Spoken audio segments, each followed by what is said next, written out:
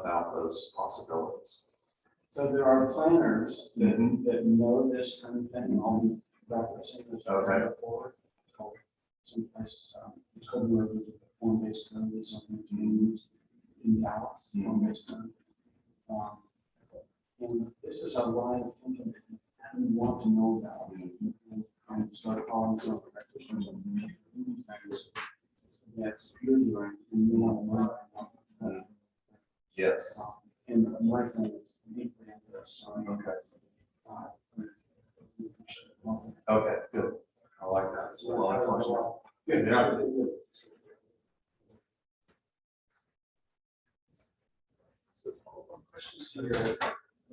Oh, yes. And you are Blake. I'm Blake, yes. And I'm passionate about the cycle down and purpose. And, you know, Yeah, we have learned a lot of that already been very interesting. We're talking about sort of determining the natural architectural texture of a place, before 1830 roughly. What do you do in places which are not all that uncommon in states, especially where standing architecture from before that, because it was either Native American, so it was destroyed, or it was there weren't people living there and already in concentration after they built out. yeah, it's a great question. So I'm consulting for New Zealand. And of course, all the states in New Zealand are they're post-speed, right? And so, and they've got some of the worst soil in the world. But they understand the economic and the health reasons that they have to do something for it. So they're applying elsewhere in a place to do what is actually, you might say, scaled to humans. Okay. Right. So where I've heard somebody say, ravage the past, I'm okay with that. Right. But in some circles, that is seen as being romantic without a reason. Yeah, and I'm neutral on all this. Not neutral. I'm positive about the past. Right. But I also want to make the argument, I want to make a complementary argument that we've got really good reasons in the present. In some ways, it's the same reasons we have that, right? So I'm not trying to, I'm not letting the argument get away too easily by someone who are this. So, yeah, so what do you do? So for one thing, and it's true here, all the blocks are way too long and completely unnavigable.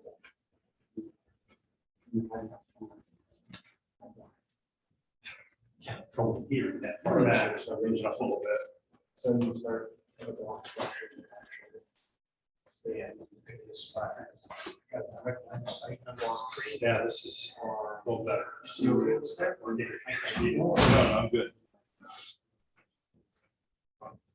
Yes, Maybe just.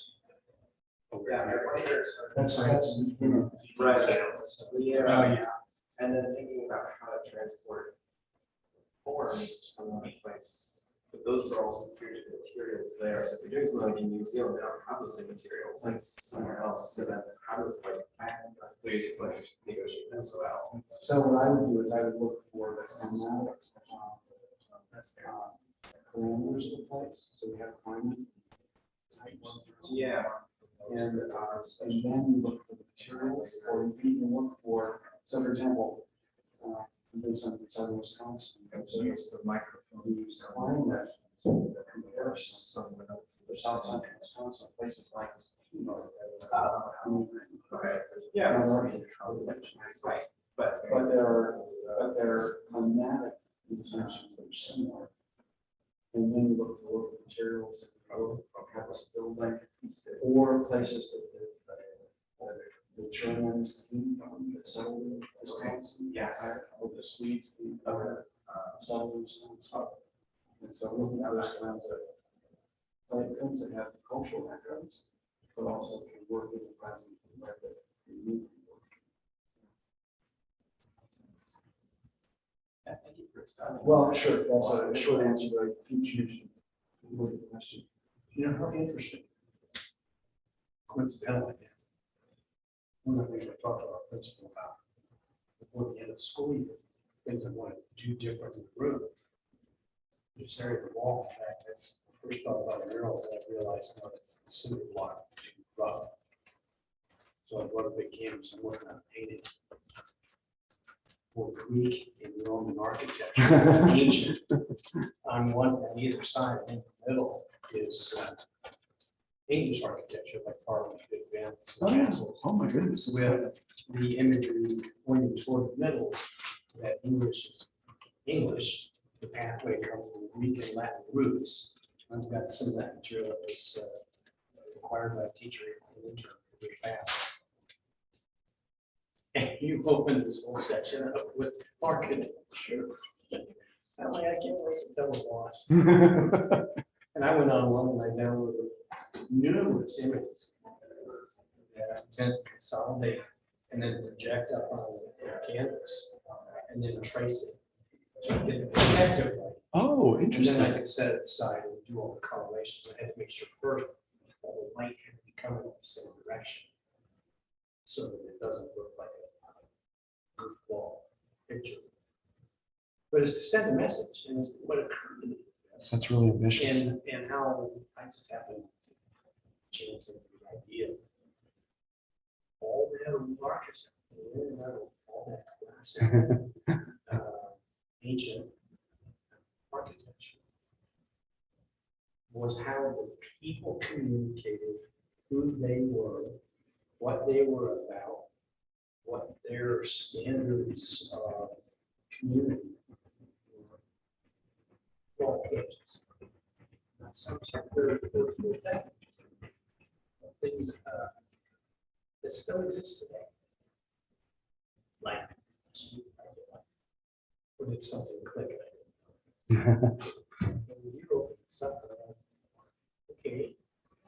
One of those images of Harvard, coloring store. That's one image that you did.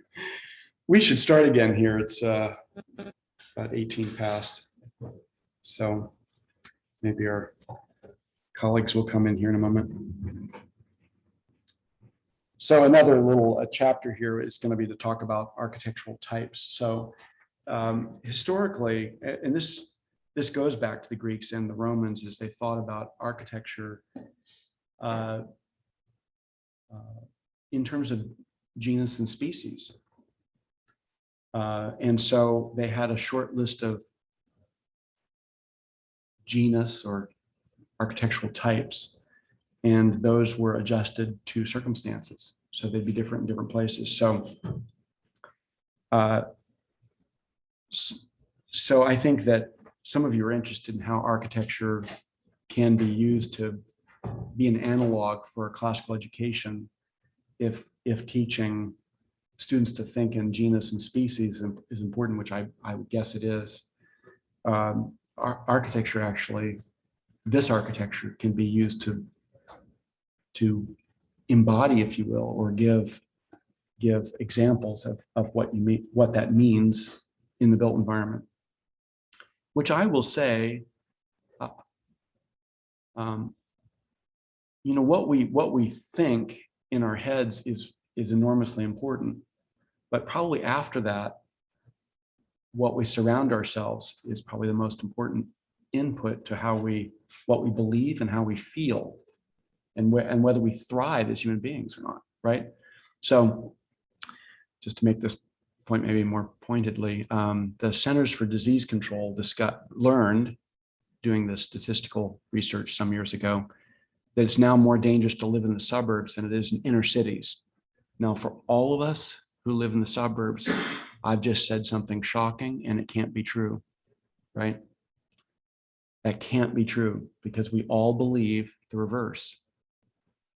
But now, because of vehicle-related deaths in sprawl, and because we don't walk in sprawl because it's unattractive, obesity-related deaths have become a public health outcome that is associated with the way that we build in the 20th century and 21st century. Yes, Centers for Disease Control, one of the directors written the book. It's well established. It's an issue of public health. It's so enormous in terms of American public health that they understood the. Find danger though. Well, the Immediate danger versus long-term health I- danger versus. I'm much more likely to die opposite of BC. You know, at age 65 as opposed to long-term life versus getting shot in the street. well, And most people would find danger is the idea of getting robbed. I think they're looking at outcomes of death. Yeah, so life expectancy. Yeah. And you can chart where it is that vehicle-related deaths take place. You can map that, and it's in the suburbs. So, so let's go on. Just a short list of types, just to help you think generically about buildings. So, this is a building that that the Romans built called a basilica, with its Greek roots in the word for prince. It was a building that was it was the multi-purpose building for the Romans. It was where you could go for a legal, it could be a legal venue, or it could be, I don't know, where your Boy Scout troop would meet. It could do all kinds of things. But it wasn't consistent architecturally. So even the Romans called a variety of things basilicas that were not typally basilica. So the one on the bottom right is called a basilica. Its name is the Basilica of Maxentius and Constantine, but the thing on the left is what we historically associate with the history of architecture. So it's and so what it is it's a hall in the middle. It has porches that lean on the sides, and it's top lit through a clear story.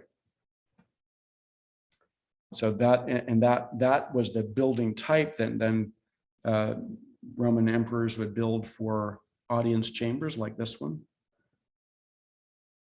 in Trier, and then eventually gets adopted for use as the first churches in Rome, right? But they changed the orientation. So whereas this basilica on the photograph in the middle left was a building that you'd enter on the side or from all sides. It was just you might call it a market building. When it was taken over for a church for liturgical reasons, the door was put at the end, and then you have an axis which supports the liturgical practice Christians adopted, we think now, from our Jewish forebears. And so this is Old St. Peter's with this central hall. And in this case, it has and I'll use the words I've been using, a trabeated portico flanked by an arcuated portico. It's a double porched, double aisled basilica church. Basilica, again, you see it's got the hall with the clear story lighting at the top. So this is a type that was one of the major types, the first type that was adopted for use as a church. Here's another type that was probably inherited from the Romans' use of centrally focused buildings for memorials, burial places for special people, and it gets converted then in the history of the church as a baptistry, right?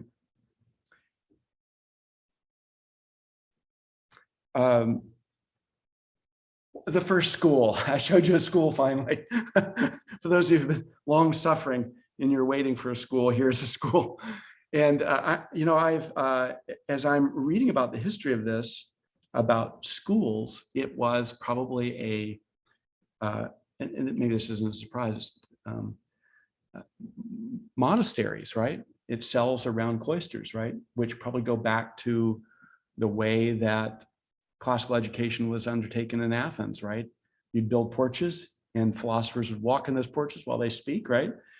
They would be around greens. We know some of those buildings, or we can recover some of them archaeologically.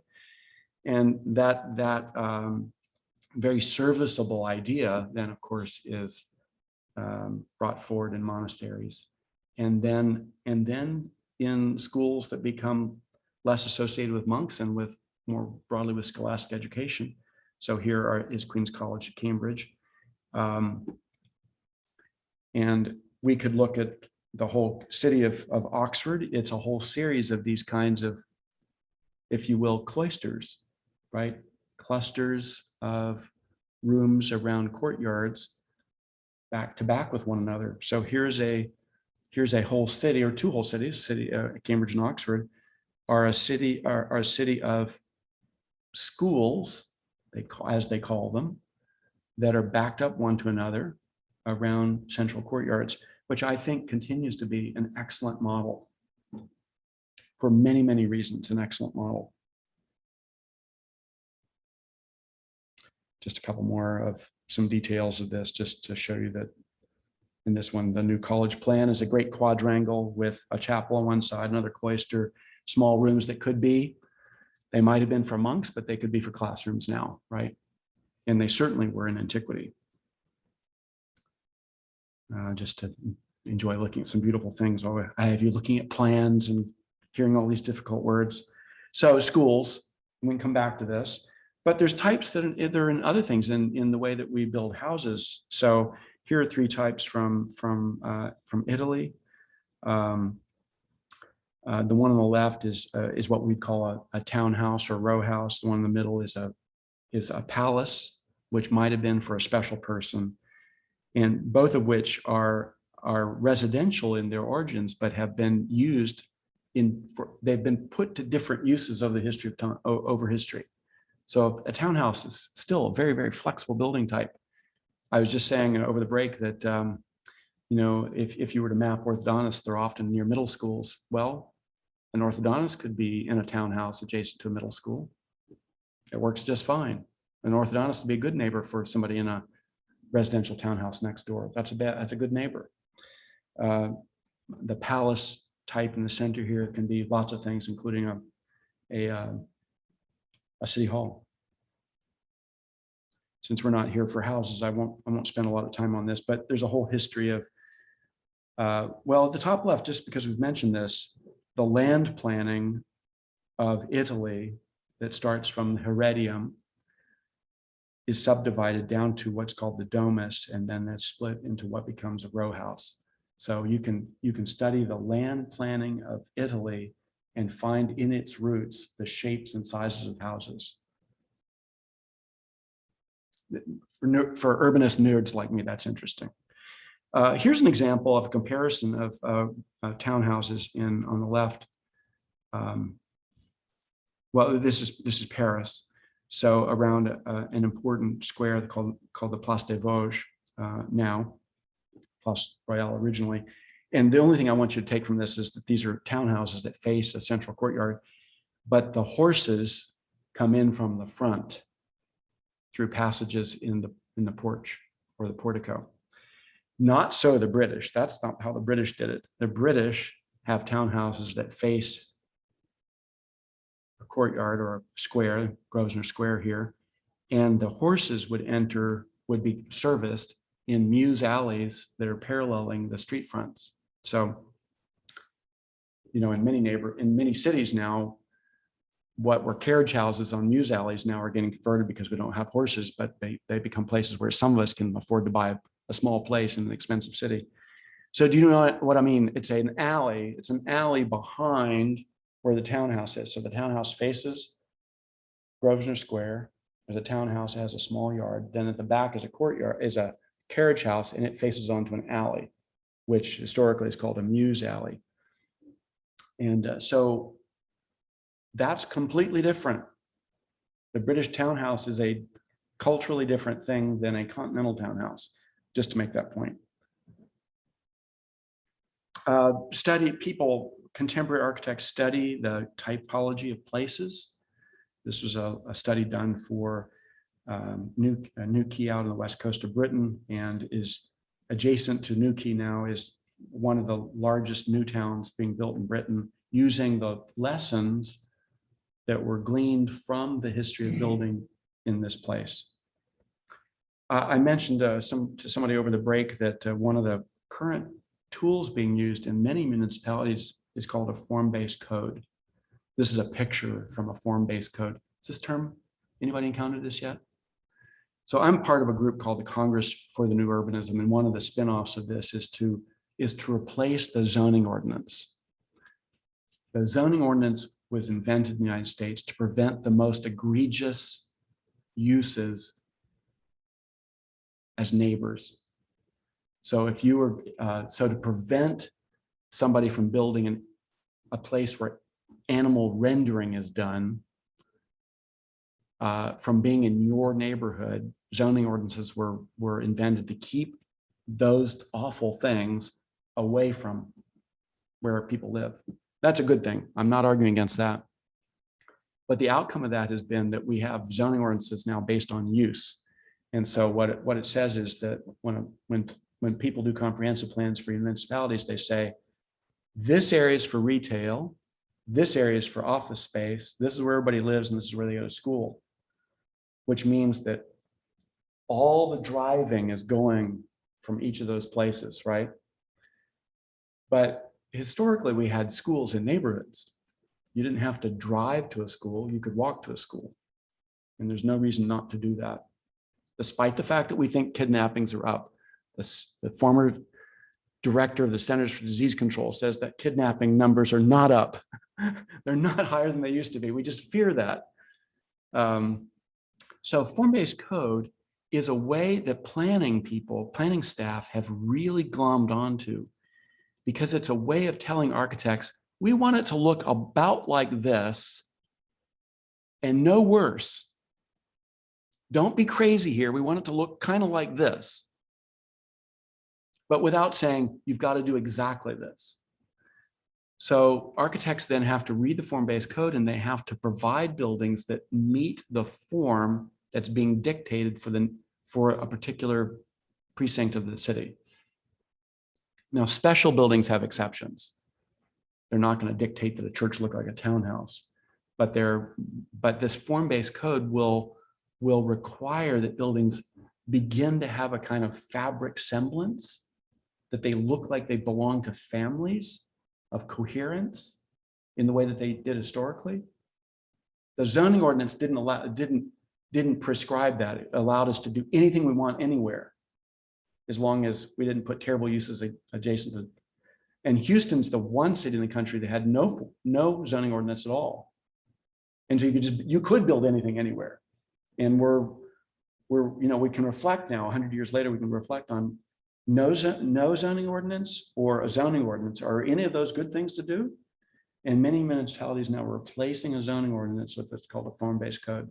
So Miami, Nashville, some of you from Nashville, the progressive municipalities in my area in Richmond are they've either adopted a form-based code or they're working on one that will require some political resolve to get passed. But you will find, I mean, if you're in my world, you're encountering that this is the kind of thing. And what a form-based consultant will do is they are looking at the patterns, historic patterns in a place. This is, I think, for Cincinnati, a neighborhood in Cincinnati. And they're saying, well, this neighborhood in Cincinnati kind of looks like this. And we can describe it in general terms this way, so that an architect, their hands are not tied, but they are obliged for civic reasons to make it look like it belongs to the things in this neighborhood, which I think for most of us sounds like, well, that kind of makes sense. Let's do that. Just some more types. Maybe some of you have encountered the dog run or dog trot house. These are vernacular types that we don't build anymore. But if you were looking in the right places, you'd find that these are patterns for building. Or the shotgun. You see this in lots of places in the South, especially in New Orleans. All the rooms are in a row. But this is actually a good model for affordable housing in the present. And it's being built, actually. It's called a Katrina house, but it's essentially something very similar to this. Well, the hall and parlor is also a very common building type, where you enter the front door and there's one room on the one side, one room on the other side. It's fancier and less fancy, and there's a kitchen somewhere. And that accounts for much of this. Is interesting. This only happens in Philadelphia, so far as I know. It's a single room house on 3 floors. And it's called a Trinity, or it's called the Holy Father, Son, and Holy Ghost house. And they're in some of the densest neighborhoods of Philadelphia. So it's a type, it's a genus. You can go to Philadelphia and you can say, in Philadelphia, this is a local genus. They're not all identical. There's one species here and one species there, right? But by genus, it's a type. Here's some photographs from some of these in Philadelphia. And because of the pressure on housing in cities like Philadelphia, they look pretty upscale, don't they? Even though they're extremely tiny.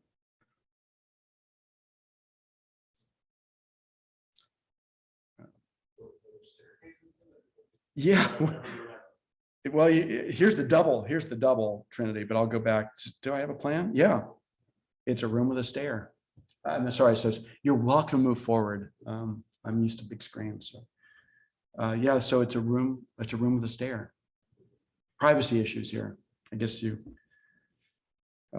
but in circumstances, this is what worked. And then I didn't say it, but they invented the double Trinity with a stair in the middle, which is also called a London townhouse. So one of the games I play with students when I taught was to stand in front of a building and say, tell me what the plan is. So what type is this?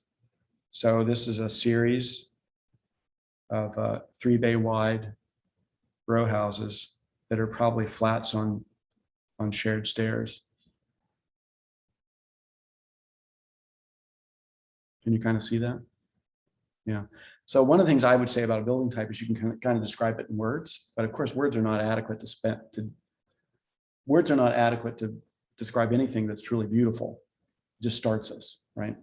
It's another way of reinforcing an idea of genus versus species. Famous example in London, in Boston, that's now removed, but one of our first great American architects building a series of city houses and row houses. I think I won't stop here, except that he's using the language in ways that are meaningful. More contemporary buildings. I think I'm going to move forward here just to show you that there are people that catalog types, right? And this is part of a whole move in the country now called the problem of missing middle housing. Maybe you didn't know it was missing. So we have, because of the way money is loaned for developers in the United States in the 20th century, 21st century, it's lent itself either to towers or to single family detached houses. And then some of those single detached house builders would also build row houses or townhouses. But historically, we had lots of buildings that were between that. And we're understanding now that towers are maybe not good things to do. So I live in a building not unlike the one in the top right corner here. It's a 12-unit building built in 1915. It's condominiums, but built as apartment flats, right? And it's in an historic neighborhood. And there are scores of these along with lots of row houses. So nobody builds small apartment buildings anymore for reasons that are becoming apparent. Like, oh, we didn't know we were disallowing this, but so you need to find builders that are willing to do it. You need to find banks that are loan money to build missing middle, and but there's huge demand for them. So missing middle. So look in your neighborhoods. If you've got an historic neighborhood before 1945, you'll see that all neighborhoods they could accommodate small apartment buildings and the neighbors next door wouldn't suffer. So I challenged some people recently who were talking about this. I said, I think you could look at the land values in historic neighborhoods and see that the land values for single family houses were not depressed around apartment buildings historically. And we can't do that in the present. The reason that we push back against apartment buildings now, one reason is we don't want those people to live near us, right? But the other is that it depresses land values. because the buildings are bad. Another problem for architects to solve, and zoning administrators are all over this. They're trying to figure this out. What about the renovation of buildings for apartments and condos? Absolutely, yeah. We had several in Illinois before I went to Louisiana. That building we showed on the far right, those are like several high schools that were built right around that period of time, mid 20th century. Our high schools were the farms, useless property, people come in, build condos and or even lower class, but basically the city came in and renovated for affordable housing. So they're trying to address that.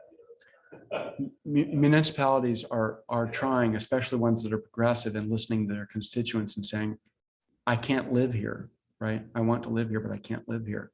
And so and now we're using the word workforce housing to force us to acknowledge that it's often people that are teachers in our schools, or policemen, or firefighters, or chefs that can't live in the neighborhoods where they work, right? And there's something inherently wrong about that, right?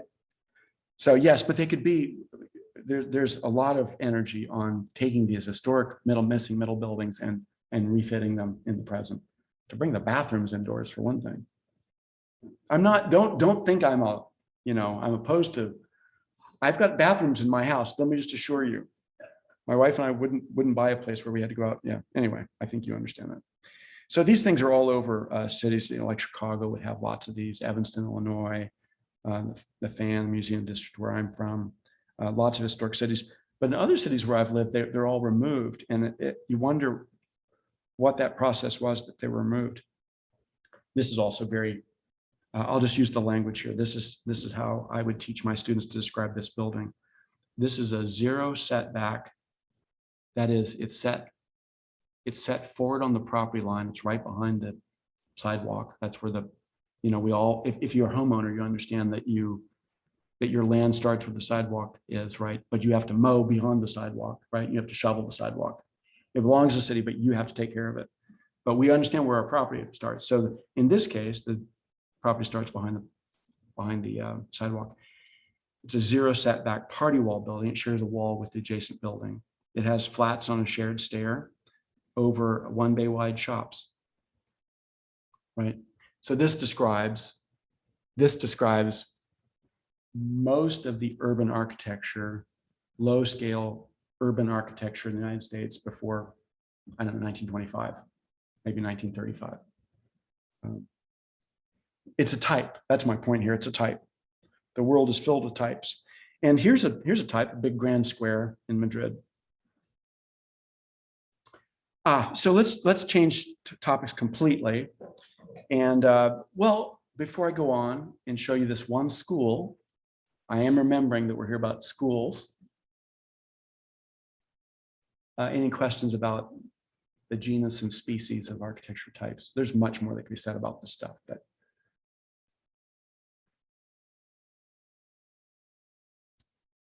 if I've persuaded you of nothing, it should be that classical architecture is like classical knowledge in that it's based on genus and species. So here's a school.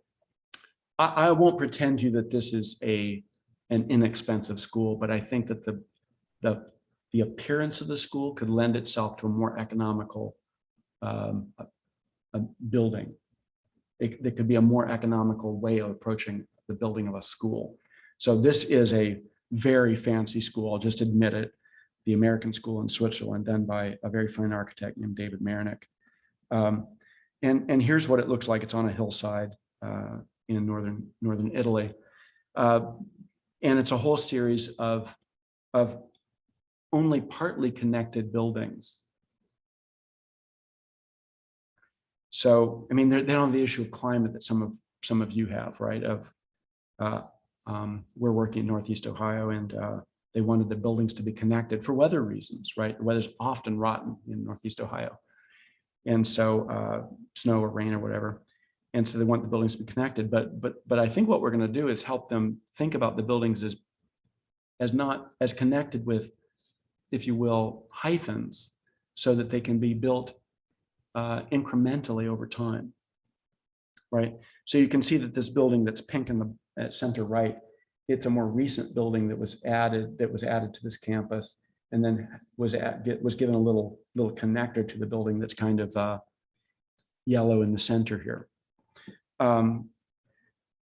So these are buildings. I'll just tell you, these are buildings that are essentially in the Italian version of concrete block with stucco on the outside and plaster on the inside.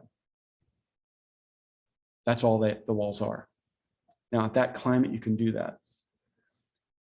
And we're learning that we can match the needs in other climates to build in such a simple way. But this is, if you're thinking, well, classical buildings have lots of columns and those are expensive, and how would we ever do that? And why is, what I'm trying to show you purposely here is these are classical buildings. In fact, David would love to do Baroque buildings. That's what he imagines himself doing. But he's using columns very sparingly, ornament very, very sparingly to make simple but beautiful buildings, right? Beautiful buildings don't have to be fancy. In fact, we've all seen fancy buildings that are atrocious, right? Like, would you please stop, right? But I think this is a great example of buildings that are built incrementally, small scale, over time, that have a minimal amount of ornament, that have simple forms, which is the first driver of cost. The number of corners in a building is the first measure of what adds expense to a building. How many corners? How complex the roof shape is. You've seen neighborhoods where apparently the status is, how complicated is my roof, right? Right. So you don't want to make that mistake, right? A simple roof is fine. And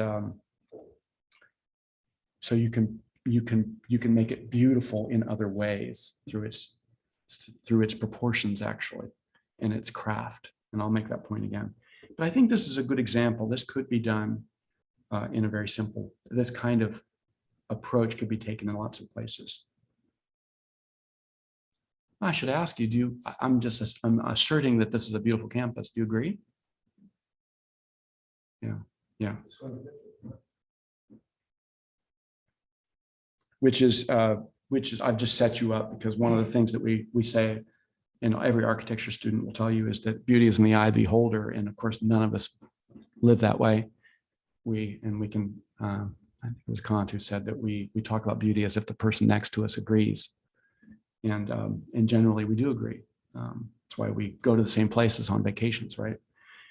Because we agree about what's beautiful generally.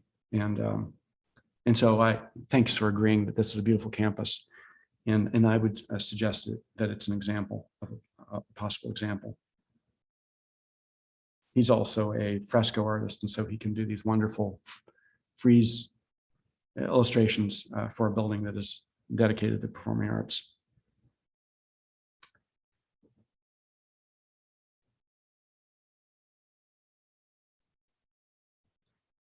So, this is an area where there's the focus of concern brought to the room. So let's just stop here, and you've done enormously well to listen to me talk about a lot of stuff. But let's hear what you're thinking now. And some of you have already raised questions. We could amplify those questions and just go sideways here for a few minutes, talk about things that.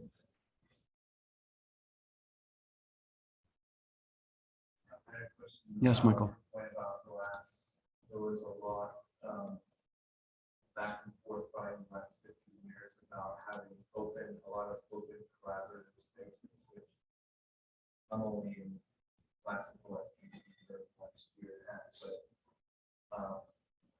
so open areas is also kind of a security issue. You have open areas, so you have teachers if they're working one-on-one with students. It's open and visible, and there's more accountability. But then if it's glass, you also now have security with burnout bars from Uvalde and shooter, which is reared its head again. So just wondering from an architecture perspective, the interiors of buildings, the materials used, how many walls you put up versus more common areas with maybe more noise, but people are used to that. What are your thoughts there? Yeah, Well, there's several overlapping and complex questions there, right? So probably schools followed corporate planning by creating open offices, right? And that's probably done because of high-rise towers and how we need to use space in towers economically. And I think we're understanding now that people don't want to work in open office environments. And maybe after they've worked at home now for a year and a half or 2 years, they especially don't want to return to an open office environment. And you're the educators in the room, but I imagine there's mixed results about how effective teaching is in places in rooms that are more open. And I won't pretend to expertise there that some of you have more so than myself.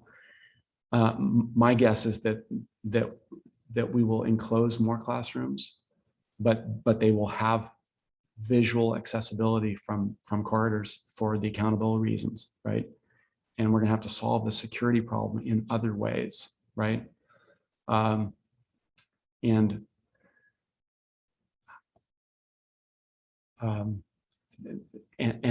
that problem has everything to do with politics and some things architecture cannot do, right? I mean, we can assert a certain solution on buildings from an architectural point of view that could either make the whole building look like my children's high school, which was a lot like a prison. You know, the bathroom doors were pulled off so that you could always hear what was going on in the bathrooms. I always felt like I was going to a prison there when I visited them. I mean, you can control things so much thinking that the architecture will prevent every terrible thing from happening. And buildings simply can't do that. I mean, maybe Guantanamo Bay, you know, whatever that is. And at some point, we are the surest way of making ourselves safe. That's true. That's true in every human situation. So I don't know if I brought this slide, but one of the things we've discovered now is that streets are safest where we have more doors and windows, not just windows, but doors and windows in a pretty close frequency on streets.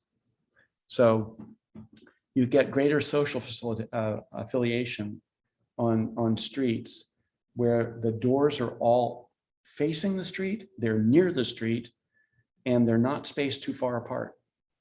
And so what that allows is, and I'll put it this way, my neighbor in Elgin, my neighbors say she's nosy. And I say, Jean, we count on you for our safety. Watch all you want. And we're watching out for you too, right? So what we find is, I mean, there aren't enough police in the world to keep everyone safe all the time. That's what cities are, right? That's why we came together to live in places, ultimately, was to assure each other of security, right? We protect each other collectively. And so this is complicated. So what do I say here? But I would hope that we affirm places where we build such strong community that we protect one another, ultimately. Well, yeah, just a follow-up on that. I think you talked about the aesthetic and about mental well-being with the aesthetic, and maybe there are some nudges that we can build in the way we build the spaces to have people enjoying life more in our schools, particularly. That builds, part of that's community, part of that's well-being, part of it's exercise. If you have to walk a couple of blocks, but you know, some meters to get to a class, that can be a good thing. It is. There's strong relationships between walking and mental well-being, right? Some of us know You know, I had children who were taught knitting. And there's something, and even people with depression can often benefit from hand activity. They're strong. You know, I think a part of our classical education should be understanding the knittedness of us as human beings, right? That our body, we're not just minds and bodies, right? We are body, minds, and minded bodies, right? There's deep, deep connections between what we are physically and who we are emotionally and mentally.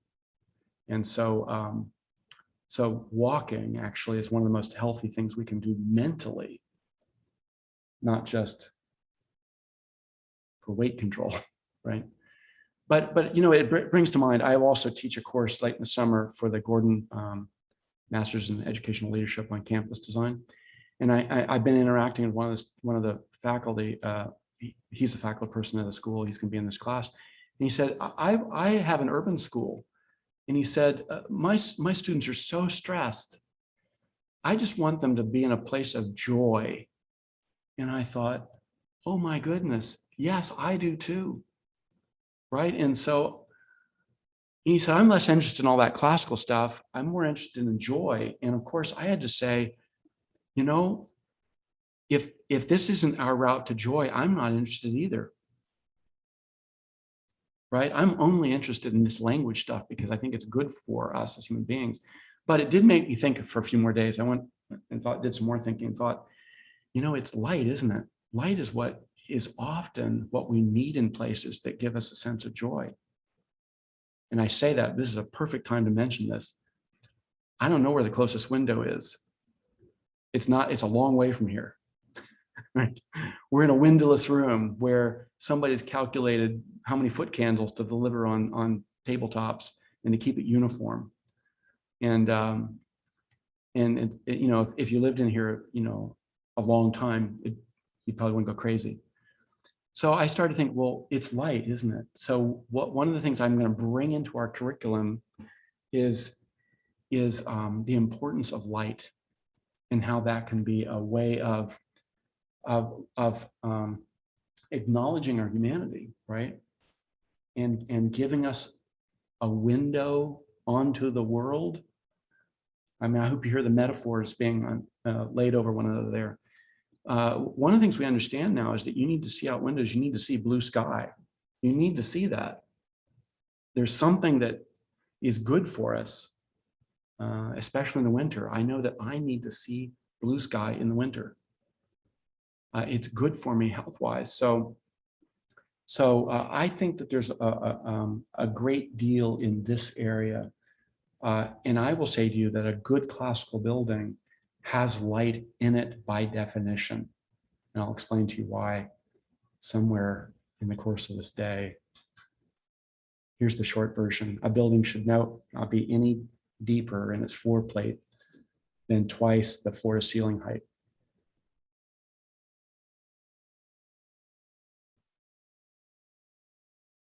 Let's think about a classroom.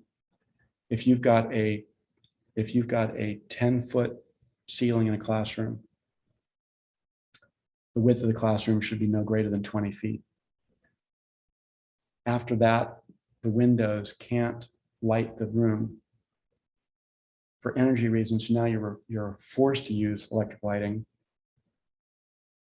You're interested in operating costs. That's one of the high uses of energy. Is electric lighting, but we're also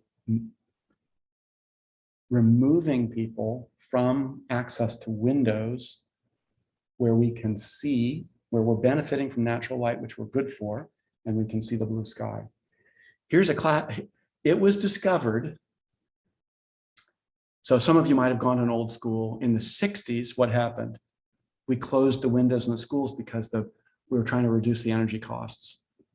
Do you know what was shown to be, what's the right statistical word for this? I can't think of the right word. We can't show cause, but it's correlated. Student achievement scores declined in schools with smaller windows. So I don't know, maybe I should join a class action suit and sue somebody for for my academic, limits, there are connections between these things. So I think, the point I'm going to make this summer with this person that I'm so glad he spoke up is how is it that we can make an architecture of joy? I think light's going to be an important part of that. Does that raise other questions or points or? Yeah. How does cinder block play into And you've come in for this second session. I was on my question. Oh, well, and your name? Peter. Peter, glad to meet you, Peter. Hope you'll meet our colleagues here. Well, cinder block is a fine material, and we're finding ways to make it greener in terms of its implications for climate. But I would be thrilled actually to build something out of cinder block or concrete masonry units, because it can make windows that are real windows, and the walls can be ones that actually carry the weight of the building, and you can do things with the interior faces of concrete block. You can stucco them, or you can sheetrock them, or you can paint them. So there's a lot of things you can do with that. But what you mean is an unrelieved, unrelenting concrete block wall. Yes, I hear you.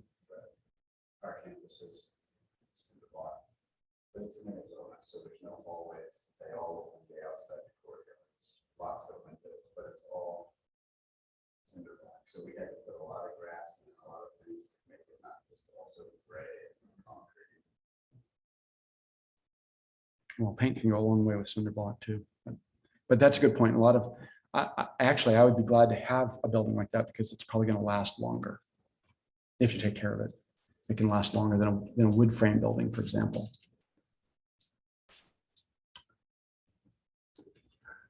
Other comments or questions? Yes. It's cinder block. I just got done repainting my classroom before next fall. It had light bluish, like sky bluish color to it.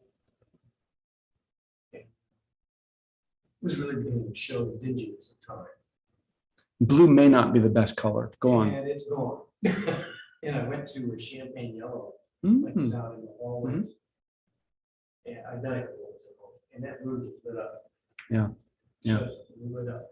So we know restaurant designers very rarely use blue on restaurant interiors because it dampens appetite. You don't have to build randomly. We know a lot of things. Restaurant designers know about color, right? I walked a street, a shopping street with somebody who specializes in retail, and to hear this person explain how retail works, it was like, we don't have a chance. I mean, it's so well understood. So you put the most expensive things on the right. So you build a shop front that's no more than about 30 feet wide, and it's got lots of glass. You put the most expensive things on the right, and then, or most expensive things, and things with red that draw the eye deep into the shop. And then on a pedestal in the center is the most expensive thing. And I have to say, respecting the women in the room, this is actually thinking about how women shop. And it has to be long enough that whatever catches our eye, and that we walk in, and the things on the right draw us deep into the retail. So much is known about how this works. Going back to windows and concrete block, I made the point that a room shouldn't be more than twice its width as it is high.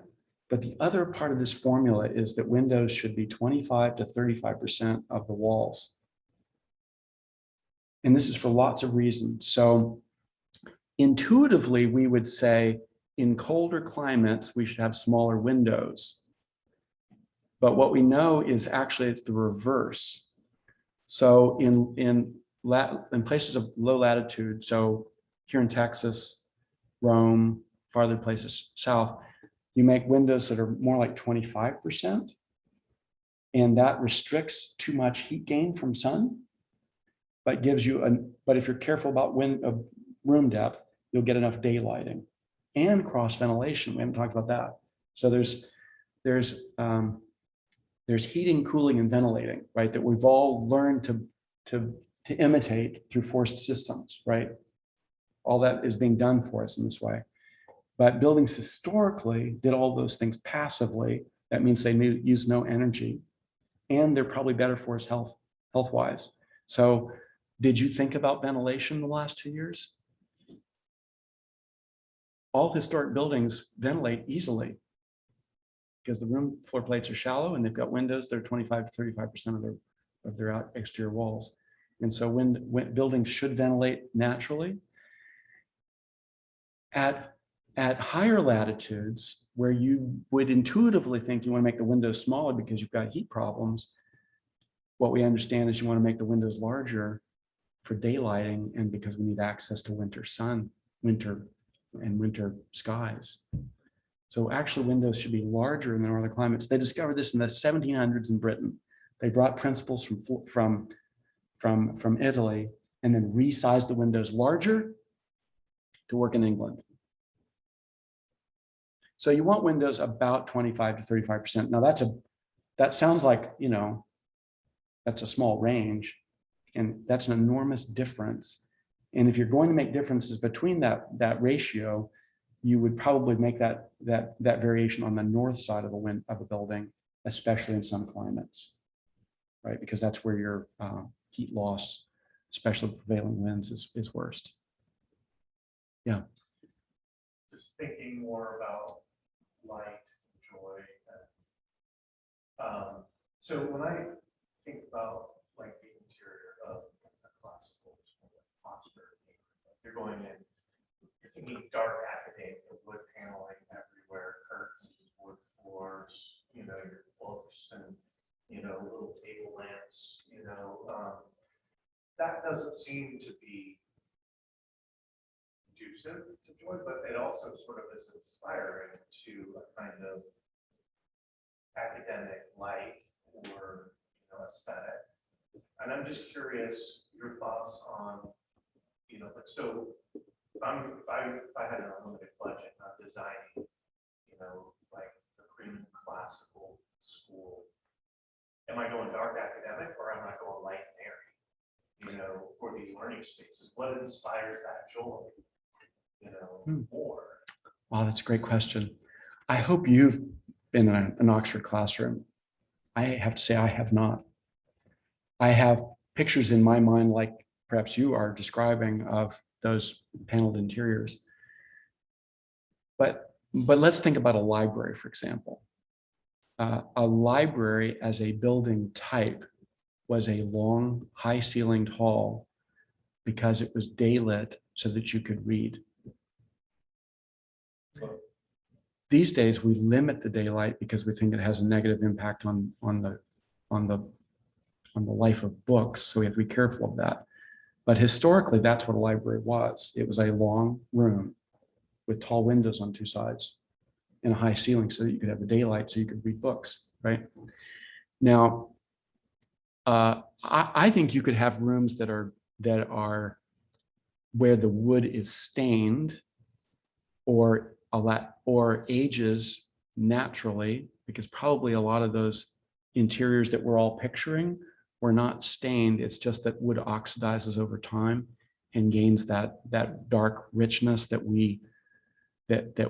in some cases we find attractive, and then sometimes we imitate through the stains that we can buy at the hardware store.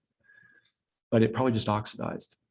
So we don't know what it looked like originally, and it probably had a lot more light than what we're thinking. But I think you could have some rooms that are more focused on desks, and you could have some rooms that are more open. And none of those would violate, in my mind, what a classical building is. Let's think about a lyceum in Athens. An Athenian lyceum would have been a columned portico with shallow rooms around its perimeter that were daylit. So that's classical too, right? But I think there's room there for thinking about variety of rooms. That I was talking to, I'm designing a small house, and Carrie said, I want a house not where all the rooms flow one into another. I want with my children to be able to say, we've been here, we're going to go into another place. We're going to go into this room. We're going to cross this threshold. Our conduct, our behavior is going to be different in this room than it was in this room. This is a roughhousing room. Now we're going to go do something quiet. And we're going to cross a threshold. We're going to go through a door. The room's going to be different. Maybe it's painted differently. Maybe it's got dark stain. I don't know. But I loved that idea. Her intuition was one that has just set me thinking, we want to be able to, this is part of our experience in places, is to shape environments that support the activity, not determine it, but support it and allow for transition from one place to another in a way that gives us a way. And we understand this with children, right? That we need to help them make transitions, right? I'm recalling my own children's times, right? We're going to leave in 10 minutes. Every parent, I think, probably uses that trick, right? We're not leaving immediately. We're leaving in 10 minutes, right? Prepare yourself emotionally for this transition is what we're saying, right? And I think buildings should do that, right? And they can be places that have different appearances that support different kinds of conduct behavior. Is that light? Would you, so natural light is best, but absent a natural light, where do you go from there? Like LED, what's the best kind of light? well, so after we've said we can't have access to light, now we're asking what is the most efficient way of creating artificial light? You hear how I'm changing your question? So I think the most efficient way of creating artificial light at present is LEDs, right? I mean, because we're talking about cost now, right? We're talking about how can we deliver lumens at the lowest possible cost in a room that has no alternative for real light. I don't mean to be, you're thinking I've got a real circumstance and here he is being a jerk, right? I'm not, I'm just going to keep phrasing it, right? So that we're always keeping conscious what it is that we're doing, what the trade-offs are. So,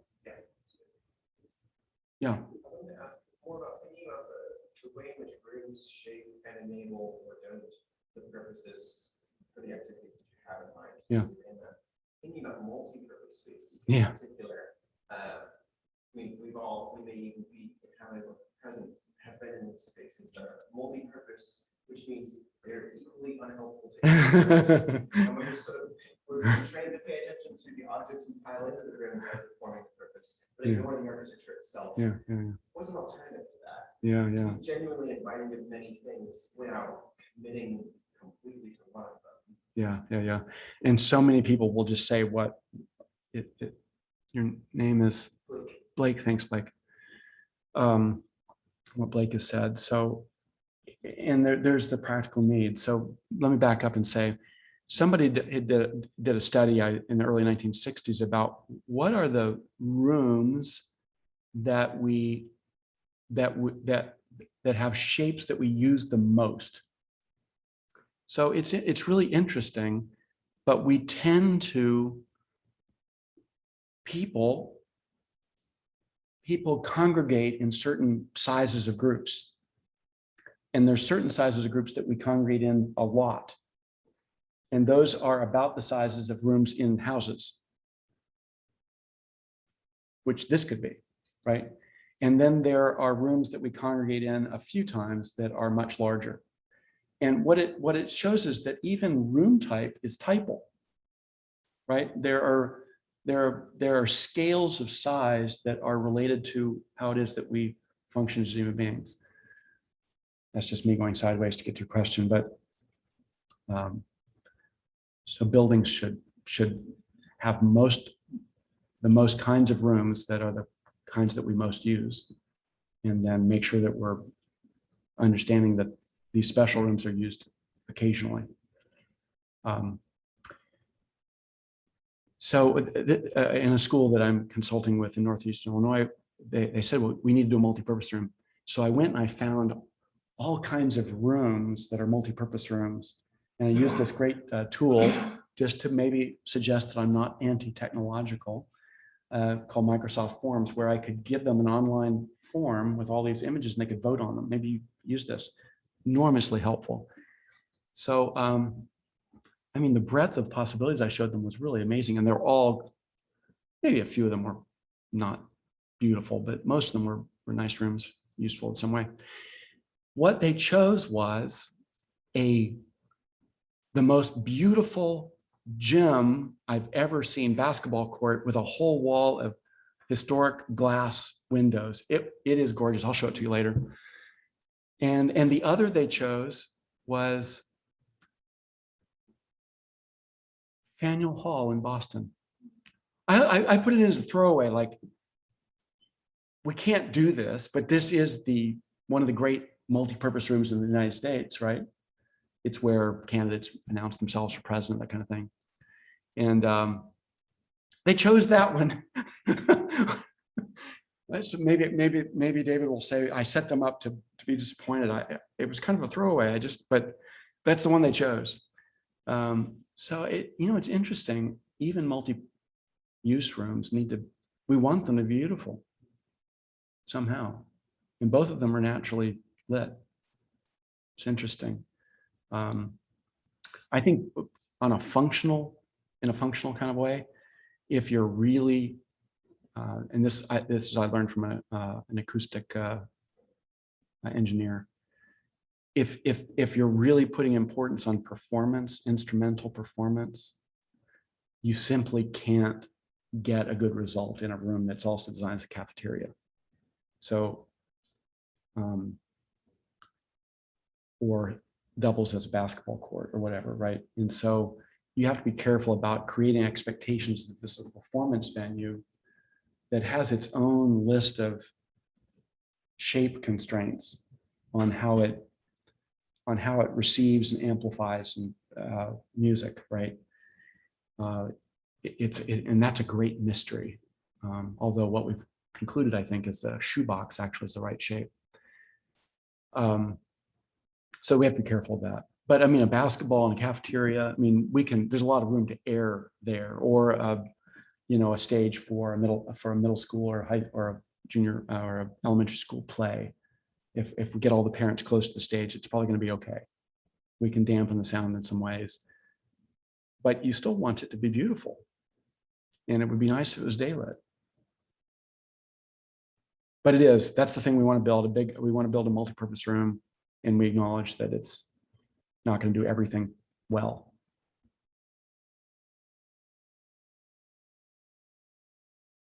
Some of them are kind of clever, though, the way that we can transform them from one use to another. It's pretty amazing.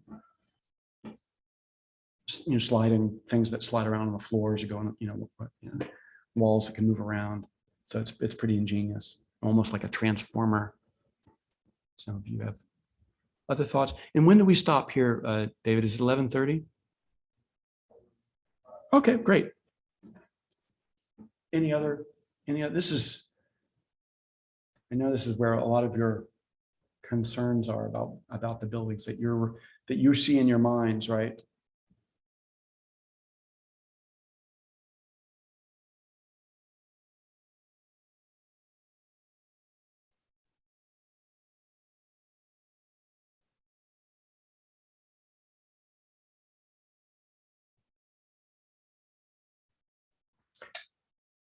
Another one of these Microsoft Forms things I did is this school wanted this campus to be welcoming. So I went and Googled most welcoming campus, found the image that scores best on that, put it in the Microsoft Forms. What did they choose? That one. We all agree that looks hospitable. It's, I don't know, University of Oklahoma. I don't know, can't remember where it is now. Other thoughts? Otherwise, I've got other things to show you. So let's just go on. Yeah. Almost all those pictures that you showed, yeah, beautiful buildings. There's a real sense of geography that helps. Unwrap what you mean there. Geography. The different elevations, the mountains in the background,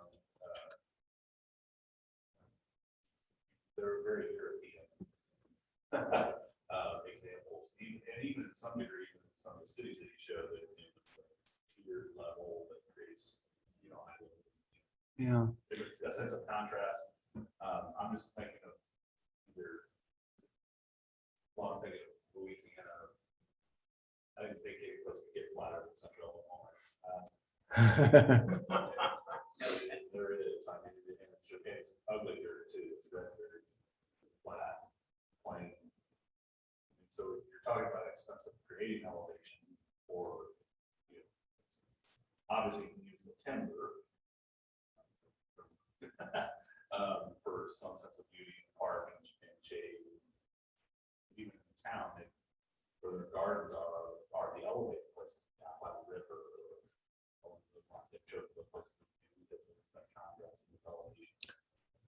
And there, property that our school has purchased, so. well, there's a practical reason there. I mean, it floods less, right? Oh, yeah. Right. I mean, that's what we understand. That's what happened in New Orleans after that hurricane. What was it? Katrina. Yeah. Well. Well, Shreveport, yeah, I mean, Shreveport doesn't have, I mean, they're 5 hours long, it's not a hurricane central flood. my point is that lowland, especially in places where there's water, because there's potential of flooding, that land is always cheaper historically. And so the high value properties have always gone on to high land, right? But I want to go back to something else. I might have shown you maybe things that remind you of Europe. And the school I showed you is in northern Italy. And so you think, well, that's not fair. But one of my tasks as an educator of architects is to help those who are going to practice architecture to understand that we actually have a good heritage in the United States that is doing all the things that I've just shown you. It's just that we stopped doing those things here, and most of them don't know where they are. So for example, I had a student, he said, you go to a city that you haven't been before, and I think what he was saying is you always know where to go. How do you know where to go? That was a great question, Robert. That's a great question. How do you know where to go? It's block length. Yeah, I can look at a Google map, do it on satellite view, wherever the blocks get shorter, that's where people first settled. And if it hasn't been removed, that's where the architecture is going to be the architecture closest to its roots in climate and culture. It's just short blocks. So that's my secret. It's out now. And maybe it's even been recorded. So I don't want you all to think, oh, he just showed us European examples. We have great urbanism and great architecture in the United States that exemplifies all the stuff I've showed you.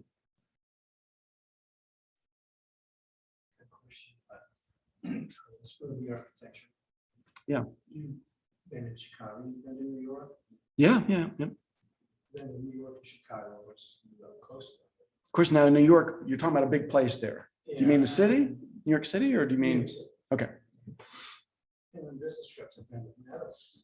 Mm. And you get into those row houses Mhm. where it's vertical, 4 floors up, Mhm. and they're all butt up against each other. The architectural layout, floor plan, design, it's all the same. Between I know Amsterdam is Netherlands, so New York, and boring. Chicago. Amsterdam is so boring. Every house is the same. It's so dull. Well, they paint very bright colors. Nobody knows. I'm playing with you. You understand that, right? Didn't they just transfer that architecture with the old world? Did the British? Cities. Yes, I mean, you follow the urbanism yes, and it carried through. yes. It's So, similar mention you brought up earlier. Yep. And there's some things I was looking at, like Classroom. The Roman architecture, you've Yeah. got to really keep track because a lot of it looks just like Greek architecture. yes, And so here you see this transference of cultures. Yeah. And the architecture is telling the same story. well, we have somebody here writing dissertation. There are many dissertations in that series of questions there. Many. So, I mean, you could talk about the Greek, you could talk about the Romans up to the period of the Republic, wishing they had the culture of the Greeks and so adopting it wholesale, and then slowly backing away from it and creating building forms that became more Roman and distinct from Greeks. For example, the Romans used arches in a way that Greeks would only use for the lesser buildings. The Romans decided we can make formal buildings out of arches. And so they began to do so, and they could engineer them on really broad spans. They also they didn't use cinder block as we've used the word, or concrete masonry units, but they did invent concrete. But what they did was they faced it with brick. So they would have instead of building a wood frame for concrete, and we pour the concrete inside, they would make a form out of brick on two sides and then pour the middle and pack the middle with concrete. So they built concrete buildings with brick faces that we still think are good to look at. So my point is the Romans adopted a lot because they were Greek wannabes on one level, and then developed their own a building culture that was also their own. Yes, did the Dutch invent a row house that the British realized was a good problem solver after the Great Fire in London? Yes. Did the first colonists in the United States realize, well, we're going to build cities, this 2 and 3 bay wide, 1 and 2 and 3 story row house work in Britain well? It works really well, so we built them here. Beacon Hill, Boston, Alexandria, Virginia, Georgetown in the district, Charleston, Savannah, all these cities. I'll bet we could find some in Texas. I did ask my people in New Zealand to find a townhouse. That's hard to find. They don't have them. So I don't see, some people would say that adopting from a culture in a way that then is made our own, some people see in that a red flag. And I think it depends on whether it's done in a way that excludes people or includes people. So this is true of language, it's true of cuisine, right? I mean, personally, I'm very, very happy that we've assimilated so much Mexican cuisine because it's terrific. And it's healthier than a lot of stuff that is American. I don't even know what American, but anyway, so do we assimilate and include? And I think that's a better position. Am I getting to where the motive of your question there? Yes. Yeah. And we could talk more about that. So for example, classical architecture in some circles it has been for a long, do we have time to do this? I spoke, so it was supposed to be over. Just the intuition there that, so if you'd like to know more, we can talk about the problem of classical architecture in the 20th century and 21st century political climate. And we'll take a couple minutes to do that. You know what? I'm going to go across to the Velvet Taco and find lunch because I know nothing about this place. So far as I know, the conference is Taco is good. Very good. Got a great reputation. Would any of you like to join me? I would love to have company. Yeah. So we're going to go to the Velvet Taco. Join us if you'd like. And we'll stop there. Thank you, Michael. Yes. And we'll start in northern Spain, the Basque country.